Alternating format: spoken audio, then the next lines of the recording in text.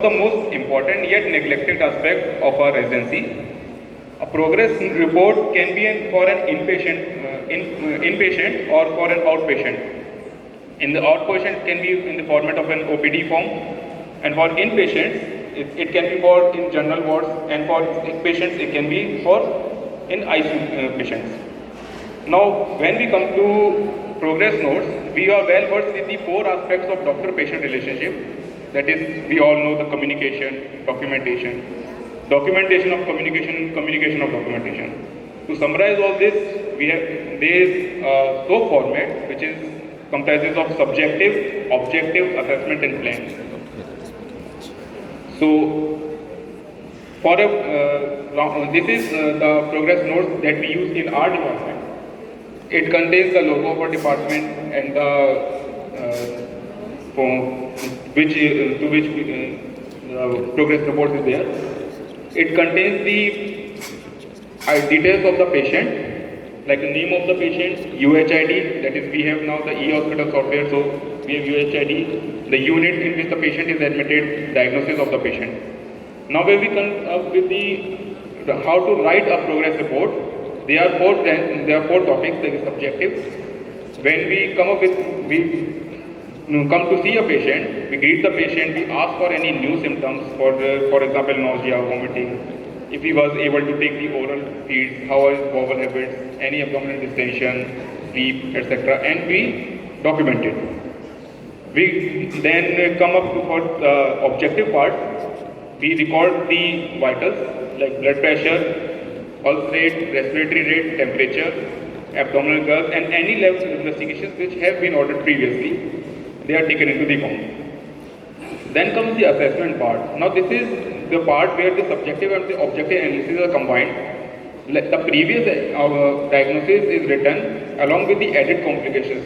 Like the patient has bilateral uterine stone with obstructive nephropathy. He also a patient of hypertension, but now the patient's hypertension is not controlled. So we can write uncontrolled hypertension. Patient complains of insomnia along with dyspnea.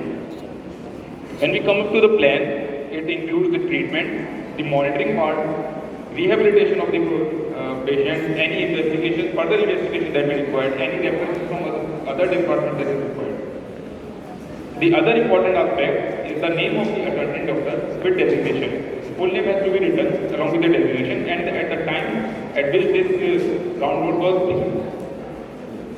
So this is an example. The patient, we have written the objective, the subjective part, the plan, and the downloader. And plan at the end, like the dialysis, the patient needs dialysis followed by static. Now to write and attending a reference, there are two important aspects. First, that reference, it should be clear cut. It should be clearly mentioned that who is sending the reference, to whom the reference is sent, and the reason for sending the reference. For the attending, for the person who is attending the reference, they can summarize it into this format as we have discussed. So this is a reference which was sent. So it clearly indicates that who is sending the reference, to whom the reference is being sent, and why. So why part would include the diagnosis, the management which is being done at your side, and the complications for which you are asking for an opinion. So this is the whole part. It can be a bedside reference, and for the patient, if the patient is stable, mobile, then patient it can be an urgent reference or an elective reference. So who is sending the reference, like a department of surgery, and the unit which is sending the reference.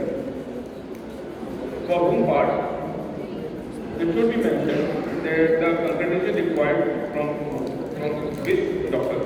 The department from which the consultation is required. Name of the patient particular should be clear, the age, sex, and the ward and location of the patient, so that it can be. For the why part, the diagnosis should be clear. The patient is the management that is done at your side should be clear, and the reason for sending the reference. Like this is a patient who was actually polyuria with bilateral with obstructive nephropathy. Reports have been written as UTI and written report. This is electrolytemia patient was presented with hyperkalemia and hypertension with dyspnea. Now, USG report has been mentioned, and the patient was referred to the department of neurology for meeting of patient. And the last important part is the date and time at which the reference is sent and the name and destination of the sending doctor. To attend a reference, because this was the reference which was attended for the same patient. The attending doctor who wrote the reference, he well mentioned the objective part, the assessment part, the plan part, but for the subjective part, only the University of California was written. If possible, it is better to always write as your present illness, so that you can come up with a better assessment plan. The main error in this part is that the name and destination of the doctor is not clear. So, in the plan, they have asked for the transfer, but since the name and destination is not clear, you cannot transfer the patient to which you will do the transfer. The date of the transfer is also should be mentioned.